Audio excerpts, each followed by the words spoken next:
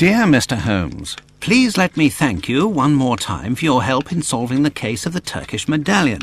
I'm sure that if the story could go public, the whole country would be as grateful as I am to you. As you may have surmised, I have a very urgent and confidential matter which requires your immediate assistance. You probably are aware that we are going to celebrate the birthday of a very important person, a member of the government. I can't mention their name in this letter for obvious reasons. The most famous and accomplished artists were selected and invited to perform. We are confident about their reputations. However, we have concerns about one performer in particular, a young Italian diva, Gallia, as there are certain rumours circulating about her. She has also provoked great acclaim in every European capital where she has appeared. We want to include her in this gala event, but have reservations about her reputation. She is, as fortune would have it, in London for another engagement. Sir Bromsby has invited her to perform during a reception to commemorate the return of his daughter to England. Due to reasons of politics and security, I can't attend the reception myself. Apart from yourself, I do not know anyone else I would be able to complete a mission of such importance. Together with this letter, I am sending 2 invitations, as I assumed your eminent colleague, Dr. Watson, would be accompanying you. A cab will arrive at 221B Baker Street at 8 p.m. to take you to Sherringford Hall. Even though I know that the prospect of attending a private concert given by perhaps the best voice in Europe is very attractive for a music lover like yourself, please allow nothing to distract you from this important mission. Yours sincerely, Lord Cavendish Smith. How can we refuse a mission of such importance? Appearances to the contrary, I believe that the future of the nation can depend on our presence. Are you with me? If the future of the nation depends upon our presence, Holmes, then you can count on me.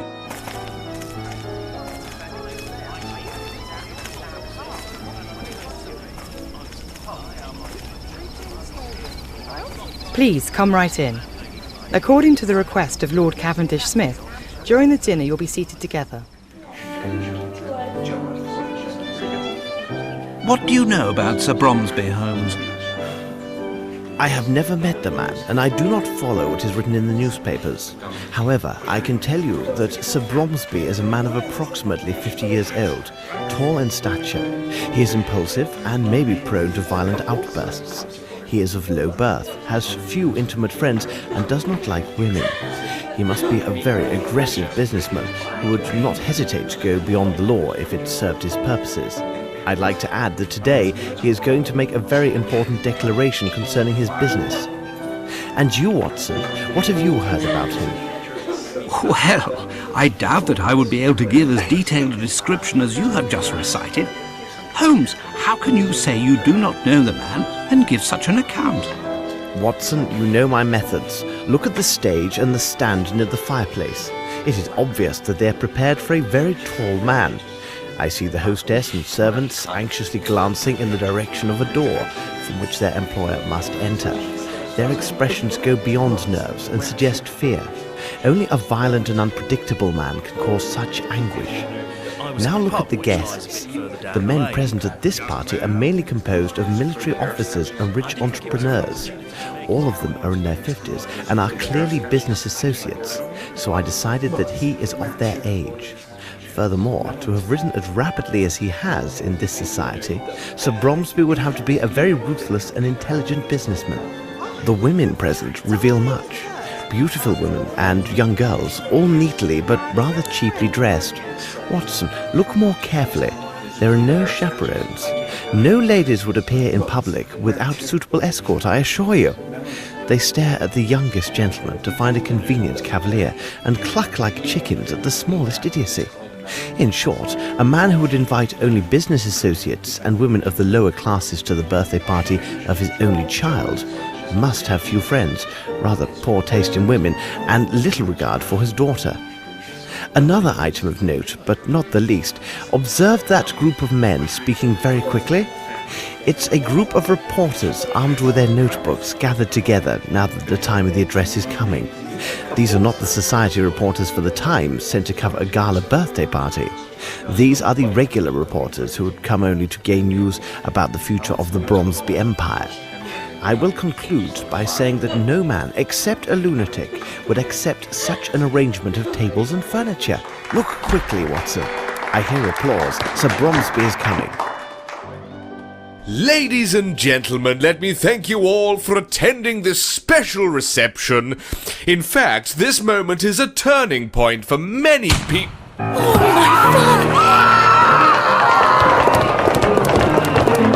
Watson, quick!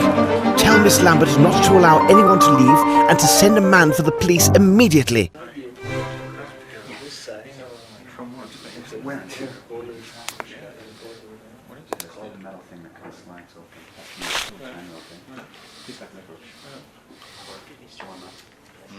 The first handwriting is small and elegant. The second is hurried and forceful.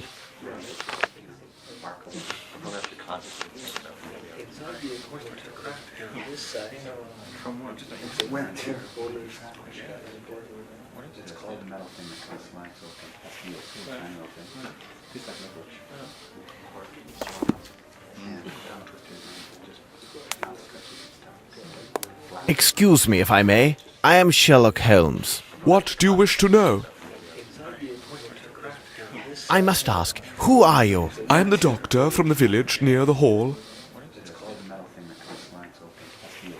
Is he still breathing? He died instantly. Where is the bullet? It's still in the body. I must obtain police authorization to extract it. Thanks, Doctor. Never mind.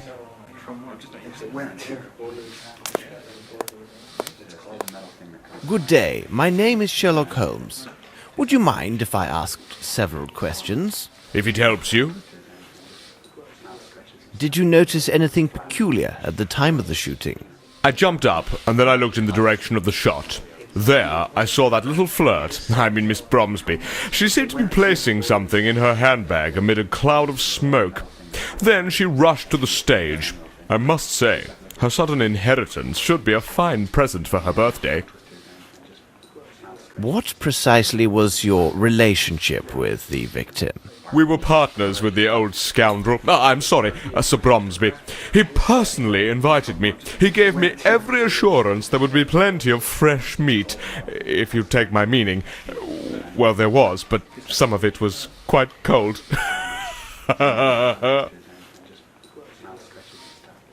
Were you an associate of the victim? Yes, he seems so much bigger when he's lying down rather than standing. Well, thank you very much. It is nothing, dear fellow.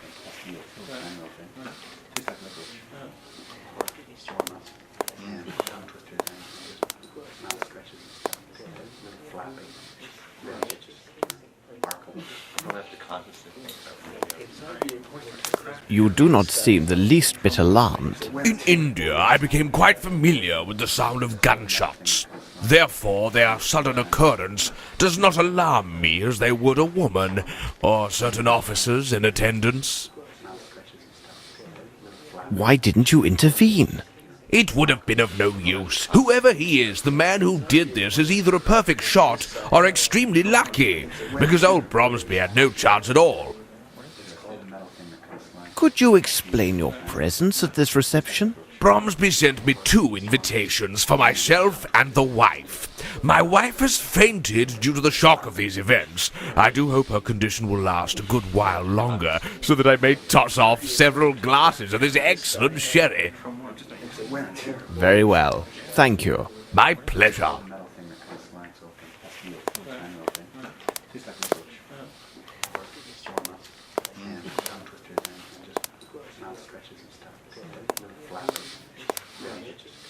Look, what's this?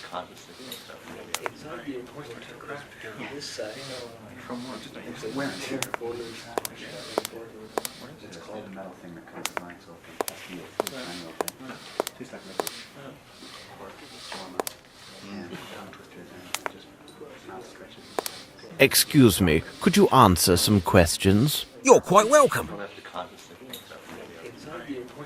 Where were you at the moment this tragedy occurred? Like all the servants, I was in the ballroom. 'Twas the special orders of the old crab. In my opinion, it was done in particular to have more people there to applaud him. Canny old bird, wasn't he? What sort of man was Sir Bromsby? I mean, as an employer. Troublesome and bad-tempered, but he paid well. Are you personally at the service of the Bromsby family? Yes, there are 5 of us who serve in the Sherringford Hall. There are Mary and Sue, the maids, Carl, our chef, Lamb, Sir Bromsby's coachman, and myself. All the rest were brought in just for the reception. And where are the rest of the staff? Mary is cleaning downstairs. Sue went to comfort some little goose who had been crying bitterly. It's rather odd because it seemed to me she started crying before Sir Bromsby was shot. And the coachman? Lamb is at the main gate. Miss Lambert gave him specific instructions to throw out any reporters and ensure they do not re-enter the hall. However, it would not be good if he finds you've been asking questions here. Tell me, will my name appear in the newspaper? Thank you for your help. My pleasure, sir.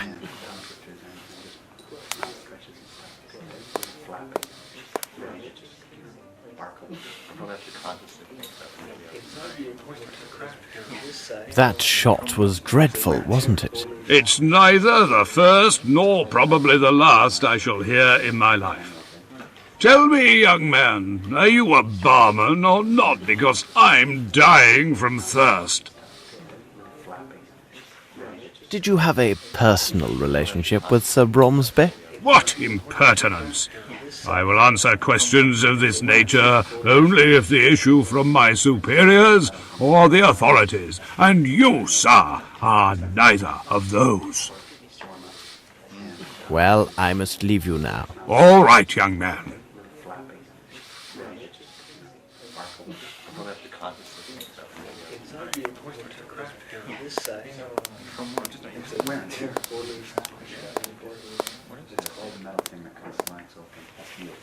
The handle is twisted down. It smells of gunpowder. Handsome armour.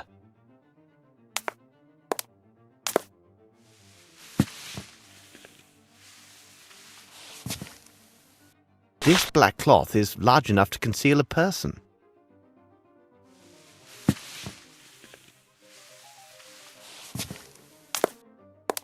The tracer powder is located at 1.65 meters from the surface.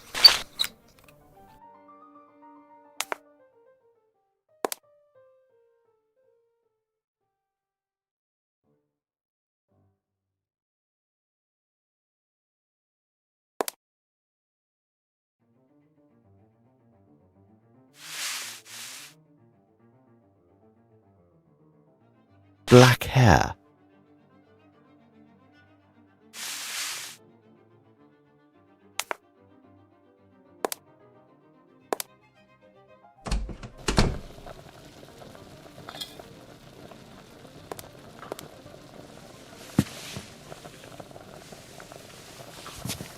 It is a poor copy of a uniform.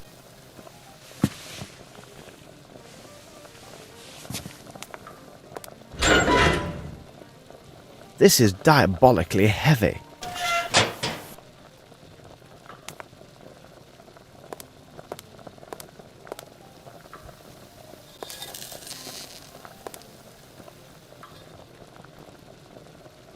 May I help you? Hello? Are you aware of what has just happened? Yes, it seems that our master has got himself killed. Scott told me that much. On his daughter's birthday. And all these nice dishes. It took me so long to prepare them. What a disaster. How would you describe Sir Bromsby? Well, as an employer, he was not easily satisfied, always insisting on some Indian or French dish. That old fowlet put it into Sir Bromsby's head that this Frenchman prepare better meals than the English. He would have had my master eating frogs stuffed with snails if he could. A Frenchman? Yes, a squint-eyed Frenchman. That must be done like this, and this must be placed like that. Well, he may well be a connoisseur of fine cuisine and service, but of everything else, Miss Lambert dared not even contradict him about the tablecloth's colour, though Bromsby hated white and insisted on blue to match the colour of the daughter's eyes. And look how he placed the tables in the ballroom. I have never seen tables arranged in such a manner. The lid of your dustbin is quite heavy. It makes some noise, doesn't it? At least we know when somebody closes it. I was in the cellar, and I heard the lid closing a little before that, what you said was the shot. I heard it again right after. But that surely must have been Mary, our maid. You say it was Mary, the housemaid. How can you be sure? The first time I saw her with my own eyes, when she came to empty the rubbish. She cautioned me not to fall asleep in the storeroom. She always has something amusing to say. The second time, I didn't see her. I only heard the lid close.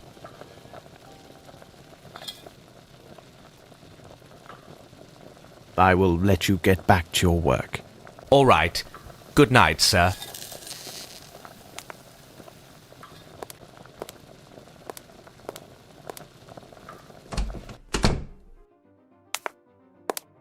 There is a greasy substance on the door handle. Seems to be a sauce?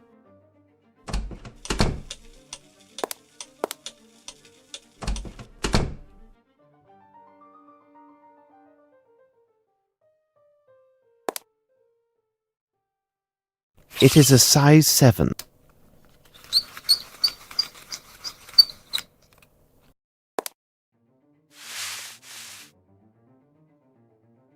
Curious, this flaky ash does not come from this cigar.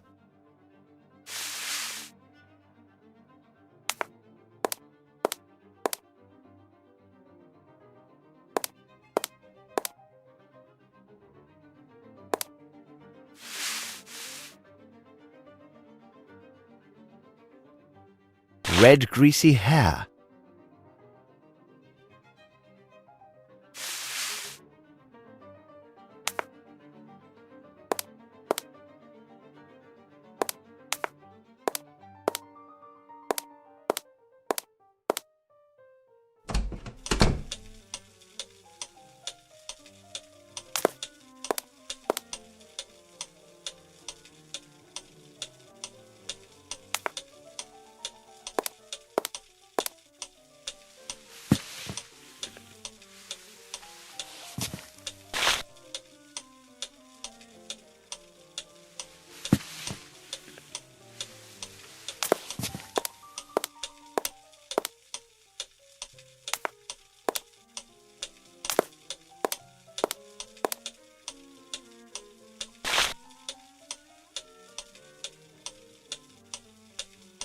A small caliber pistol, a Wright model.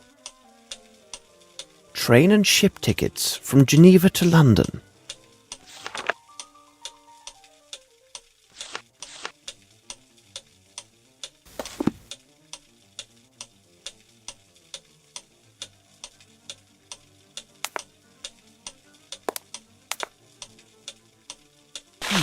There is dust. Excellent!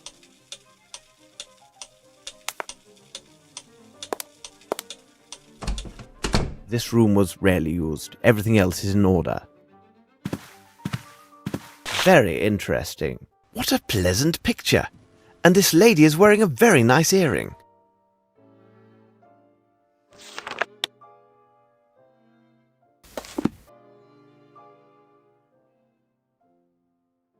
Look, what's this?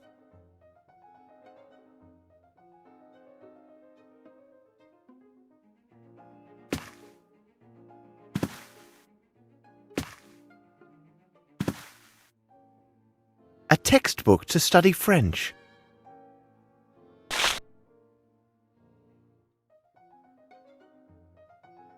A calling card written in French.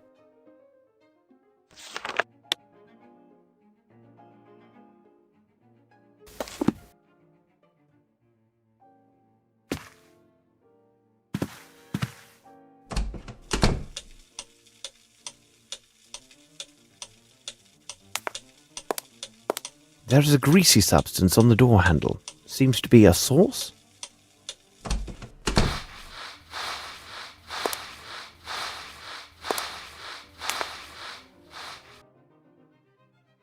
Excuse me, but would you be Mary? What do you want, mister?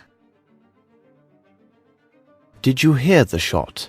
Of course, I heard everything. But I didn't stop my work. Imagine that someone else had been killed and not my master. Oh, he would have given me a good talking to.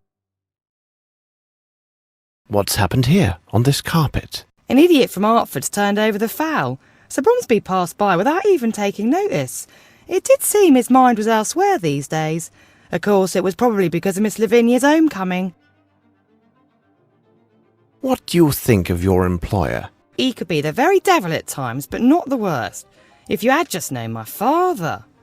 And then the master was so generous with our wages. Did you go to the well during the reception? Yes, I went there once to empty my bucket. But that was before the dreadful shooting happened. Only once? I told you, only the one time. I even called out to that lout Carl not to fall asleep. Oh, he spends his time drinking in the storeroom, and I often find him asleep there. Oh, but please, sir, you won't mention any of that to Miss Lambert, will you? And the Frenchman, how could you describe him? He's a sly one. He's also cross-eyed. Oh, but most handsome and very talkative. Ask Miss Lambert. She's quite keen on him. Did you observe anyone pass this way after the shot was fired? No one's come this way, not from the moment I returned after emptying my bucket, and the whole while I've been cleaning. I only saw Scott, who was in the ballroom. He half opened the door to tell me the news. Thank you, Mary. Not to worry, sir.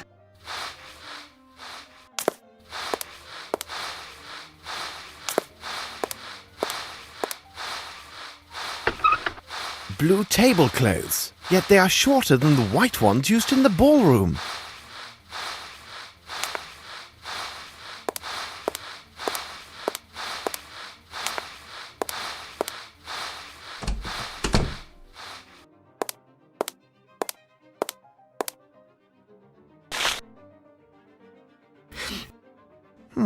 This is a woman's handwriting. What do all these annotations mean?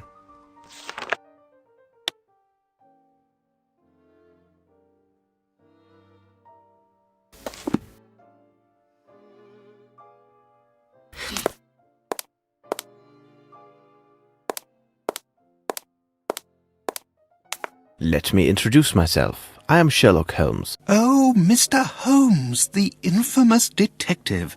We are heaven blessed by your presence. I am afraid I am still in shock. Tell us what you saw. I was behind Sir Bromsby when it all happened. I am sorry, but as such I could not see anything of interest. But I am convinced that Miss Lavinia had nothing to do with it. Whom do I have the pleasure of addressing? Oh, I forget myself. We haven't been properly introduced. I am Herman Grimble, adviser to the late Sir Melvyn Bromsby and minority shareholder of Bromsby Enterprises. So you knew Sir Bromsby well, then? What a sad end for such a great man. We first met in India several years ago. That would have been before the birth of Miss Lavinia. We have been business associates and friends ever since that moment. What sort of man was Sir Bromsby? He was a man with strong character that at times seemed excessive. He was unyielding, but he was a good man. Have you any knowledge about the succession of his business interests? I believe that Sir Bromsby had drawn up his will with his attorney and friend Horace Fowlett. When it is read, we will know more about the specifics. But I can assure you that nothing therein would threaten Bromsby Enterprises. And where is this Mr. Fowlett? He must have been here, because he would have most certainly been invited, although he is hardly a person of high society. Where could he be, I wonder? We have found Sir Bromsby's speech. There's something quite puzzling about it. Ah, you talk about the notes that I left for him. Sir Bromsby always improvised his speeches in public as well as in business. Nevertheless, it was still necessary to remind him about particular points. So I sometimes made notes for him on a sheet of paper. Hold on, he must have made that odd notation himself. It says something about a peasant and a snake. What could it mean? Did Sir Bromsby have any enemies? Oh, there are always those who envy a man who is successful in business. But to say that Sir Bromsby had enemies? No, I cannot think of anyone who would desire his death. According to many witnesses, Sir Bromsby seemed anxious. Well, he really was a little worried these days, but it was most certainly due to the strains associated with the reception, ensuring a good time for his guests and the happiness of his daughter. They have not seen each other in 6 years. Perhaps he could not see her in the room. Thank you very much. I am at your disposal.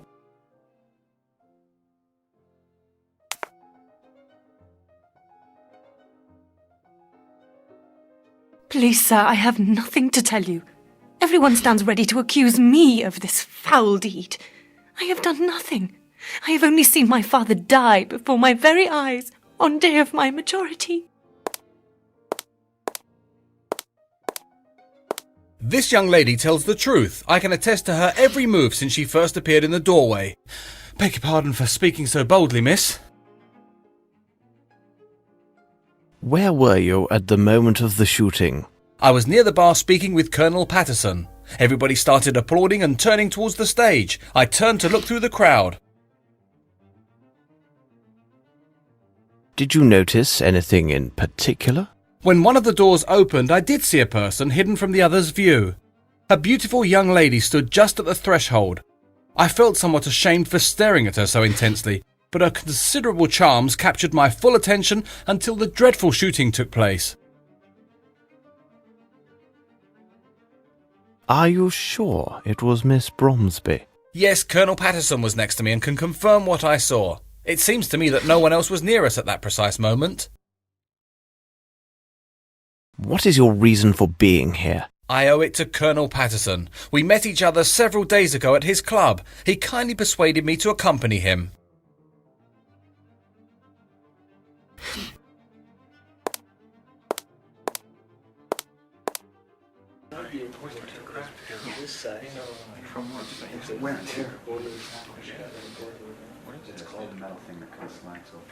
Sir, now will you answer my questions? I am listening to you.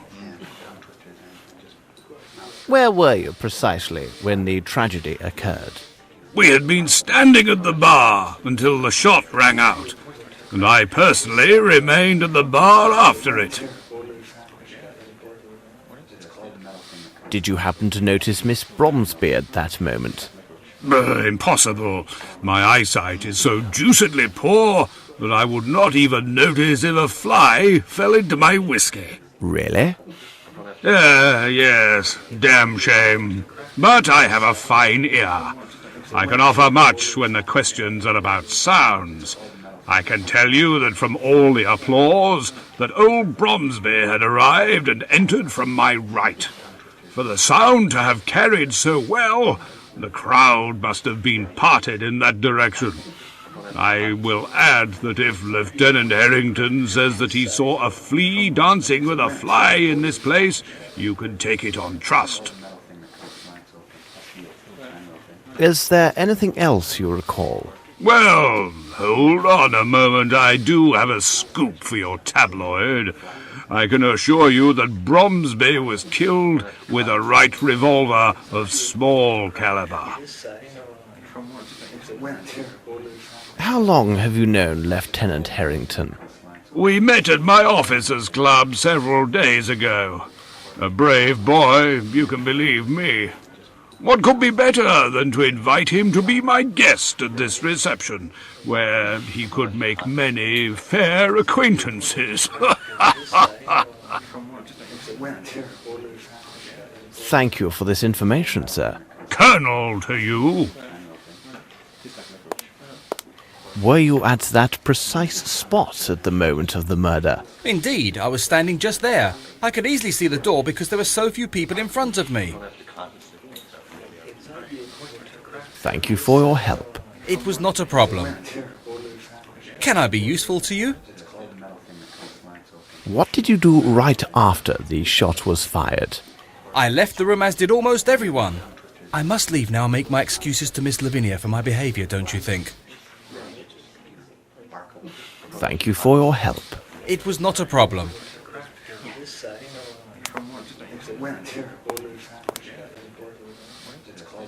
I would like to ask you several questions, if you don't mind. If I can be of help, sir? What were you doing when the tragedy happened? I was serving those two gentlemen. As I was occupied, I saw nothing. Are you one of the household staff? No, I was sent by the Hartford agency to serve at the reception. All right, you may take or leave. Good evening, sir.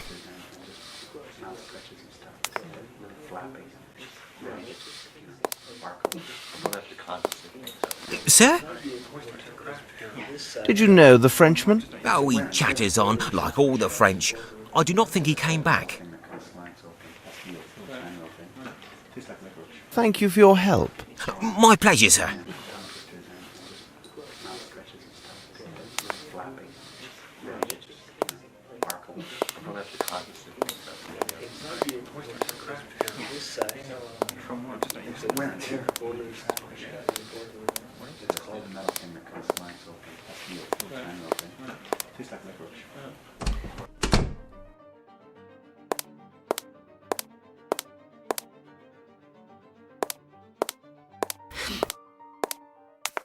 I beg you, please leave me. I will answer only to the authorities. I should reveal one of my hints.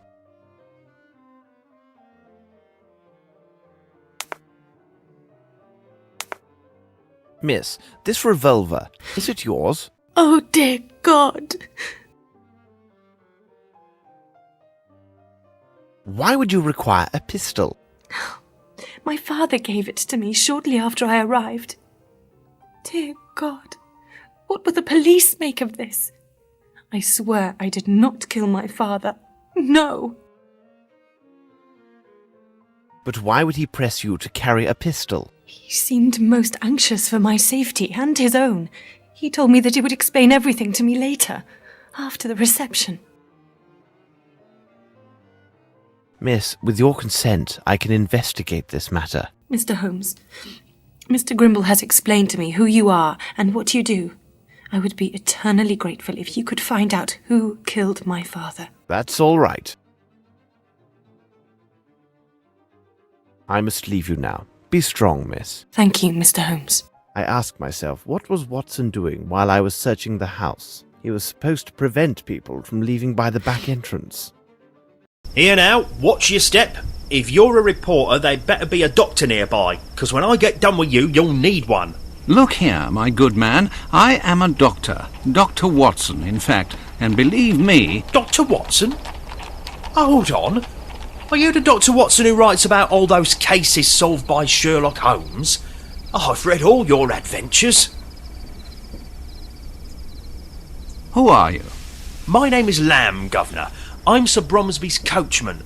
Tell me, is he really that clever, this Sherlock Holmes? Look sharp, Lamb. Sherlock Holmes and I require your able assistance.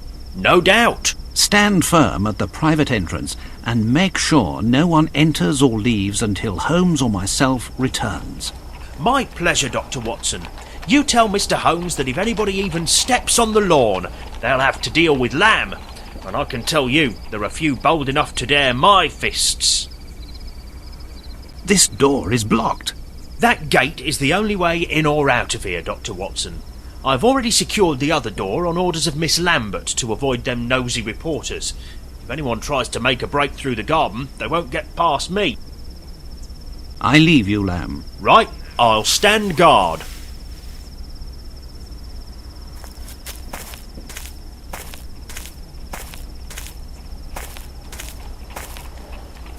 Miss Lambert, I have been looking for you. What a tragedy. Simply dreadful. Can't believe what they're saying about Miss Lavinia. Why did you open the gate so hastily? I was so upset. I know now it was imprudent. I should have waited until the authorities arrived, but some of those gentlemen were so loudly insistent that I yielded. Have you informed the police? The village constable attended the reception. He left on his bicycle, I assume to inform the proper authorities. He told me that an inspector from Scotland Yard was already in the area on official business. I know nothing about the nature of his business, but I was told he should arrive soon. What sort of man was your employer? Oh, he was a great man. The people of the hall considered him to be very strict, but I think it was just his way of showing a fatherly attitude.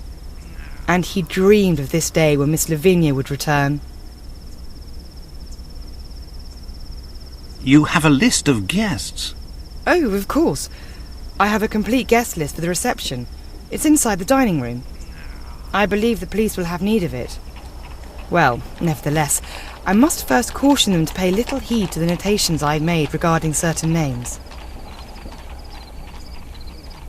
Why were these notations made? Their purpose was to note particular seating arrangements for the meal and the recital, according to specific concerns. Those individuals whom I considered to be very important were marked with a circle. What about the other odd marks? Louis-Philippe, Monsieur de la Mazardière, suggested this method of arranging the seating. He also advised me that those guests with poor eyesight and hearing should be seated so that the acoustics and lighting in their room would favour their enjoyment of the recital. So the first category was marked with a point, the second with a cross. What do you know about this Frenchman? He is from a noble family, but found himself forced to seek a vocation as a head waiter. He is so inspired and keenly sensitive to the details. At first, I was afraid that Sir Bromsby would take offence with his suggestions, but he had moderated his opinions regarding French culture due to the influence of his friend Horace Fowlett. What did he do that was so extraordinary? His assistance was invaluable. He took such concerns with every little detail. The dishes, the tablecloths, everything. He not only declined an offer of lodging here at the hall, he also deferred his wages until the end of the reception. Oh, I would be so glad if he were here now. And where has he gone? He had pressing business in London.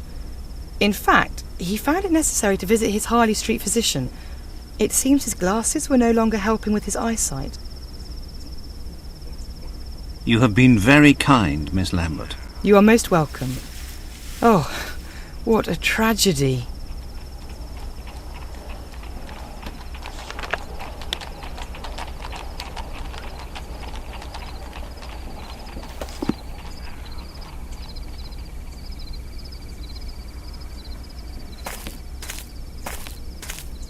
Hello. Please excuse me. I'm investigating the murder that has just happened. Oh, yes. Well, that is good. What would you like to know? Where were you at the moment when Sir Bromsby was killed? I was near the stage, and I saw him falling. Oh, my goodness, it was terrifying. I ran for the door, but despite all my efforts, it was blocked. But your costume is torn. How did this happen? When I was trying to open the door, the crowd dragged me away. I then fell to the floor. I fortunately suffered no harm, but when I arose, my beautiful costume was ripped and stained. Well, I won't disturb you anymore. Yes, no, fine, thanks.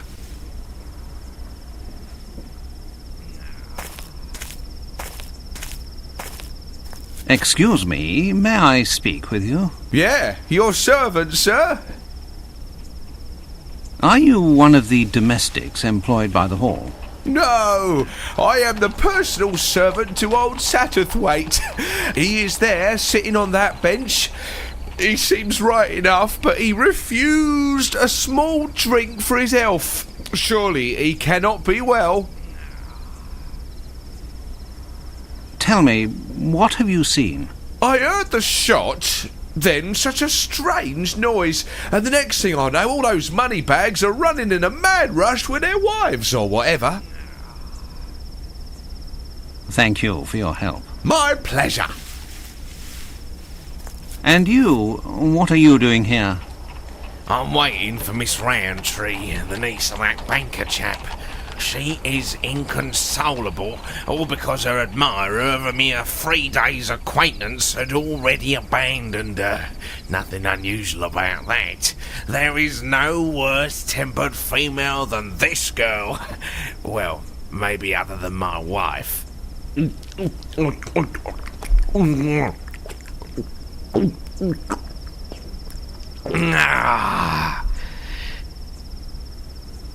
You heard the shot? I just left to relieve myself there at the end of the garden, you see. Seems to me I missed a good race for the doors. Worthy of the Royal Derby. Well, good. Cheers. Well, my good man, why are you here? I am the manservant of Lieutenant Harrington. I accompanied him with the old general of the infantry, or whatever. I seem to have drunk too much. Did you hear the shot? What shot? Oh, the shot. Great reception, isn't it? I have to go. Are you all right? Very good. Bye, madam.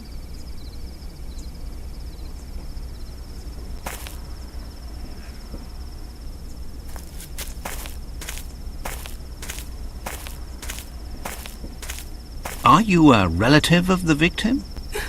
No. In truth, I always mocked Sir Bromsby. I am upset because my friend did not arrive as promised. As beautiful as she is cruel, apparently. Do you work here, miss? Yes, my name is Sue. I am a maid for the hall. Where were you when these tragic events took place? I was serving when it happened. I ran straight for the door, just like the others. I swear his daughter must have done it. She's such a strange one. Thank you, miss. We may talk with you again. Oh, I hope so. I have questioned everyone here.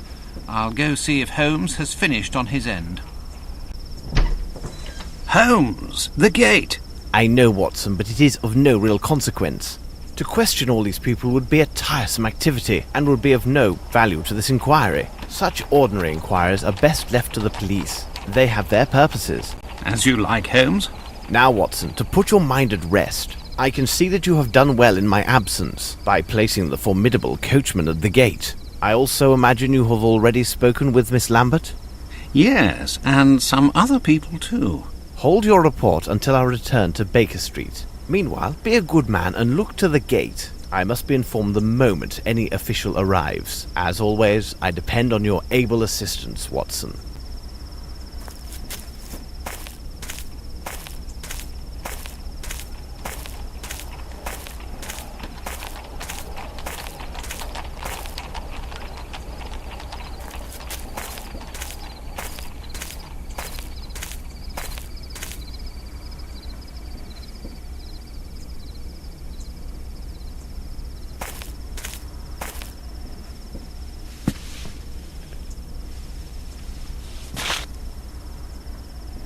It is a size 7.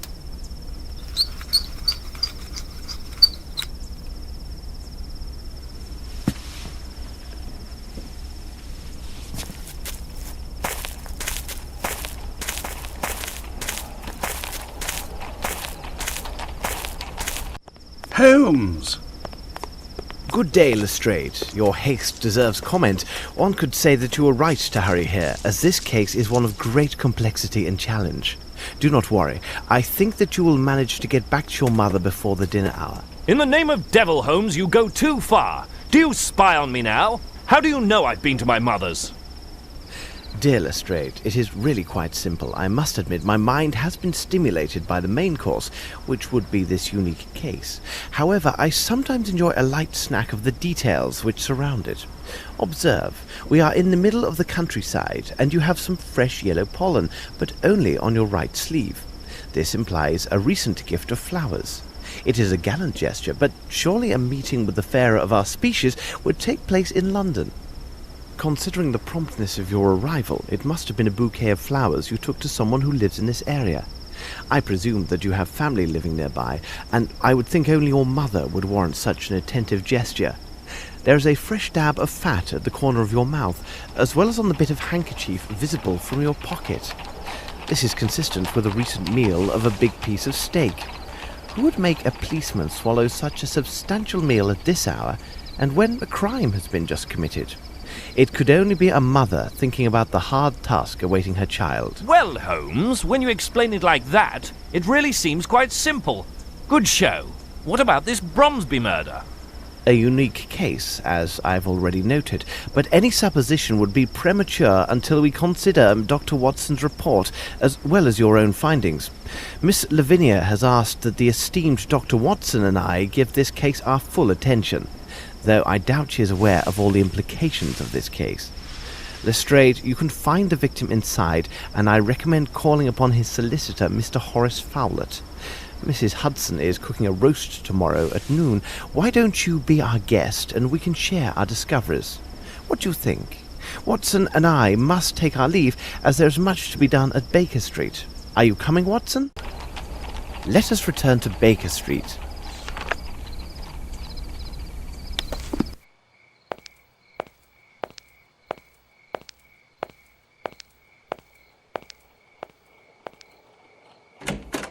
Everything is well noted. Watson, bravo. All of these elements will be a great help to us. As for myself, I have already told you everything that I know, and I can tell you nothing more until I receive answers to the messages I have sent with Wiggins. Now I must return to my experiments to test my theory regarding the substance I found at the scene of the murder. Meanwhile, I suggest you look through the books in the bookcase. Information that you find there might prove very useful in resolving this case. I have to check 3 books on the shelves. Let's see.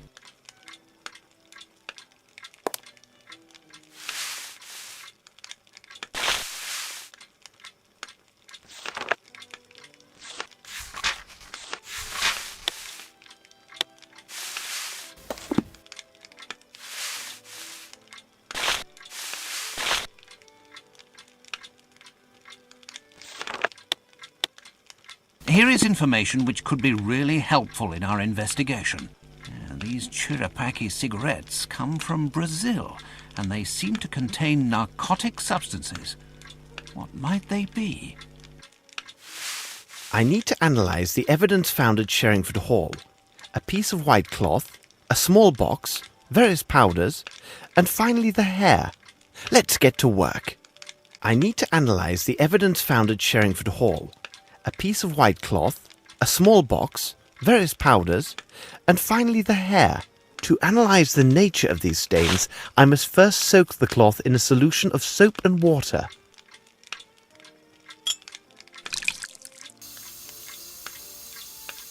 To analyze the nature... Now I shall place this cloth in the solvent.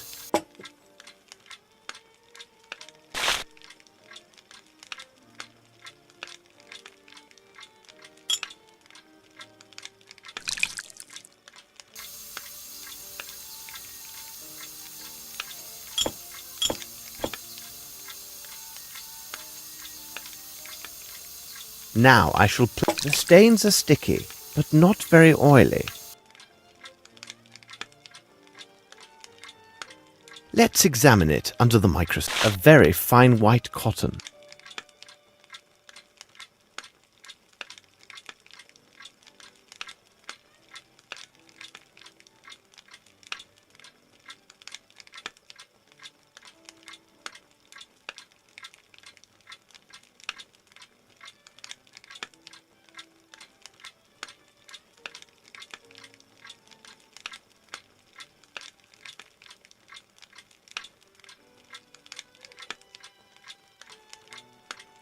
What would be the reaction if I heated this powder? Burnt gunpowder.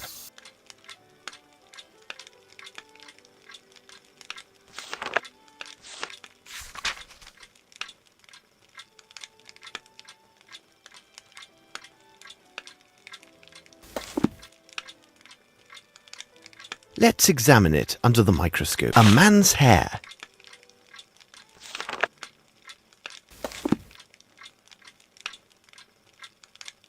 Let me study this more closely.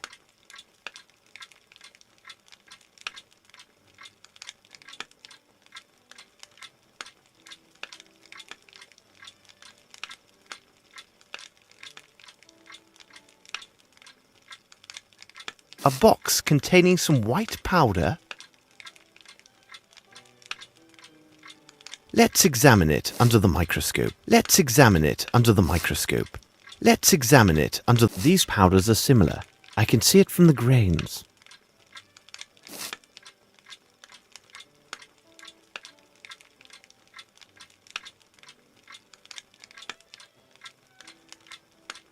What would be the reaction if I heated this powder? It has no effect. Let's mix some water with this powder, a glue or pasty substance, like starch.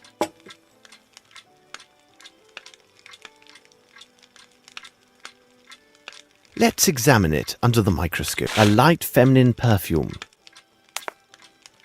It seems to me that we have gathered all of the key elements, Watson. However, before we retire, let's summarize our findings. The questions should be answered yes or no and justified by the evidence or testimony received during the investigation.